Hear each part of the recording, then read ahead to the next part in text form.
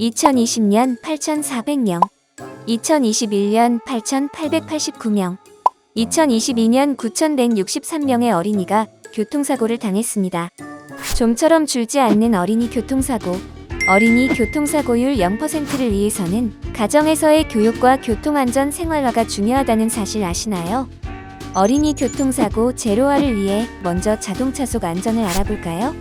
사실 유아의 자동차 안전에서 카시트를 빼놓을 수 없죠. 2018년 도로교통법이 개정되면서 만 6세 미만 영유아에게는 카시트를 반드시 장착하는 것이 의무화되었는데요.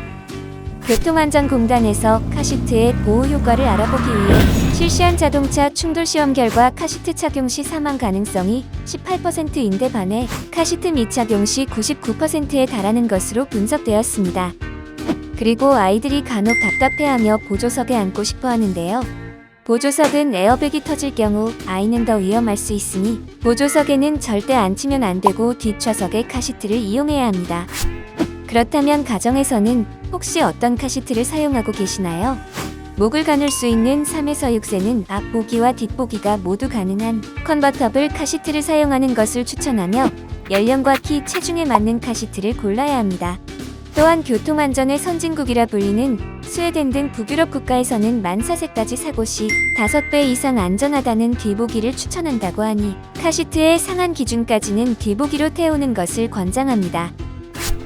그리고 우리 아이는 승용차뿐만 아니라 통학버스 등 외부 이동수단에서도 안전벨트를 사용해야 하는데요.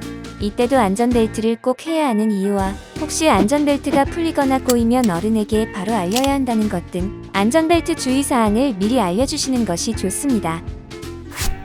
아이에게 알려주는 방법으로는 집에 있는 자동차 등의 인형을 태워놓고 멈췄을 때 떨어지는 인형 등을 보여주며 시각적인 교육을 함께하면 더욱 도움이 되겠죠. 여기서 깜짝 질문. 보통 카시트는 안전을 위해 운전석 뒤에 설치하는데요. 그렇다면 내릴 때는 어느 방향으로 내리게 도와주시나요? 답은 오른쪽 바로 도보 방향입니다. 아이들은 호기심으로 인해 운행 중에도 차문을 열거나 내리는 등 사고가 나는 경우가 간혹 발생할 수 있습니다. 번거롭지만 아이가 어릴 때부터 오른쪽으로 오르고 내린다는 것을 알려주고 습관화시켜주면 계문 사고 등에서 조금 더 안전해질 수 있습니다. 또한 차에서 내릴 때는 어른이 먼저 내리고 아이는 천천히 내려야 하는 것도 인지시켜주세요. 그리고 운행 중에는 창문 밖으로 손이나 얼굴을 내밀면 안 된다는 점, 일어서고 시끄럽게 하면 안 된다는 점 등 자동차나 교통수단을 탈 때 지켜야 하는 약속 등은 미리 그림 등을 보여주며 인지시켜주는 것이 필요합니다. 그리고 운전하는 어른 또한 운행 중에는 무조건 문과 창문을 잠그는 것은 기본이겠죠? 다시 정리하자면 카시트는 생활화, 오른쪽으로 내리기는 습관화, 운행 중 차에서 지켜야 하는 약속은 인지시켜주기. 잊지 마세요. 이번에는 유아의 보행 안전에 대해서 알아보겠습니다. 유아는 걷는 것은 물론 뛰기도 하고 킥보드나 자전거 등을 타고 이동하기도 해서 예측하기가 더욱 어려운데요. 그래서일까요? 어린이 교통사고 사망사고의 71.4%가 보행 중 사망이라는 무서운 수치를 보여주고 있습니다. 그럼 유아의 일반적인 교통행동 특성을 파악하는 것부터 시작해볼까요? 첫 번째로 아이는 어떤 하나에 집중하면 다른 것을 보지 못합니다. 예를 들어 휴대폰을 보다 좌우의 위험을 살피지 못하는 것처럼요. 두 번째로 보이지 않는 것은 없다고 생각합니다. 예를 들어 버스 뒤에 차가 가려 안 보이면 차가 없다고 생각하죠. 세 번째로 잘 보이지 않고 구석진 곳에서 노는 경향이 있어서 후진 차량과 사고가 잘 발생하며 모방하는 성향이 강하다 보니 부모가 무단횡단을 하는 것을 보면 따라할 수 있습니다. 또한 자동차의 사각지대 등의 특성과 속도 추적 능력 등의 이해가 부족하므로 주행 중인 차가 정지하기 위해서 정지거리가 필요하다는 것 등을 인지하지 못합니다. 이런 아이의 특성을 파악하고 어른의 눈에는 당연하다고 여기는 것들도 하나하나 자세하고 눈에 보이는 교육으로 알려주는 것이 중요합니다. 예를 들어 멈춰있는 차라 해도 근처에서는 절대 놀면 안 되며 멈춘 차는 보통 뒤로 움직인다는 사실을 시각적으로 알려줍니다. 또한 자동차에 사각지대가 있고 그것이 무엇인지를 거울을 활용한 백미러 놀이를 하면서 알려주시고, 아이와 선풍기를 껐을 때 바로 멈추지 않은 선풍기 등을 보여주며 움직임이 갑자기 멈추기까지 걸리는 시간 등을 알려줍니다. 그리고 횡단보도에서 어른과 함께 건너보며 안전하게 건너는 방법을 아는 것이 필요하겠죠. 파란불이더라도 우선 멈췄다가 좌우를 살핀 뒤 건너는 것과, 정차한 운전자의 얼굴을 보며 확인하는 것과, 길을 건널 때 차가 움직이는지 확인하면서 걷는 습관은 습관화시켜주시길 바랍니다.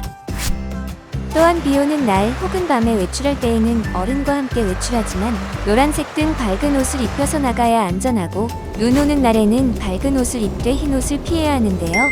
아이에게도 그 이유를 색종이를 이용하여 색 대비를 알려주면 좋습니다. 교통사고율 0%를 위한 교육. 바로 승용놀이 기구에 관한 안전인데요.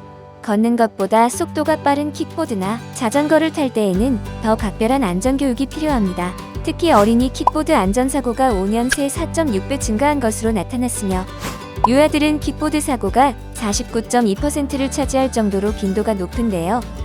사고의 70%는 머리나 얼굴 부분을 다쳐 주의를 요구하는 킥보드 사고이기에 안전모는 기본이고, 팔꿈치, 무릎 보호대와 안전장갑 또한 자동차의 안전벨트처럼 필요한 안전장치인데요. 아이에게도 안전보호장구의 중요성을 설명해서 언제든 자연스럽게 착용할 수 있게 알려줘야 합니다. 예를 들어 헬멧을 쓰지 않고 킥보드를 탄다면 어떤 일이 일어날 수 있는지와, 안전보호장구를 착용하지 않아 다친 환자와 의사 역할 놀이를 해보는 것도 방법입니다. 그 외에도 승용 놀이기구는 차, 오토바이가 다니지 않는 공터나 공원에서 타야 하며, 내리막길에서는 내려서 걸을 것, 휴대폰 등을 보지 않을 것 등을 알려주고, 처음 타기 전에 브레이크 등을 사용하는 방법을 정확히 인지시킨 뒤 탈 수 있도록 교육해야 합니다. 이제 교통사고 0%를 위한 마지막 노력. 바로 우리 부모의 교통안전의식 점검입니다. 한 어린이 교통안전 실태 조사 결과에 따르면 부모 스스로 생각하는 것보다 자녀들은 자신들의 엄마, 아빠의 운전 습관이 위험한 편이라고 응답했는데요.